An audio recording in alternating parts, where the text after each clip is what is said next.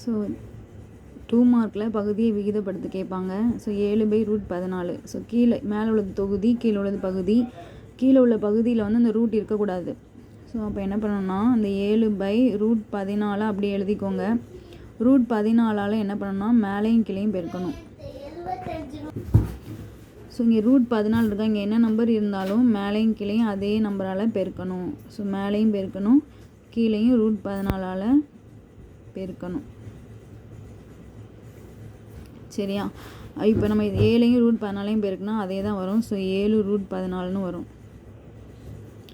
இங்கே பார்த்தீங்கன்னா √14 என்ன ஆகும் அப்படின்னா, இங்கே பாருங்கள் √a × √a அப்படிங்கும்போது நமக்கு √a² வரும். இந்த ஸ்கொயர்டும் ரூட்டும் கேன்சல் ஆகி நமக்கு வெறும் a தான் வரும். ஸோ அப்போ நமக்கு √14 பெருக்கணும்னா நமக்கு வெறும் 14 தான் வரும்.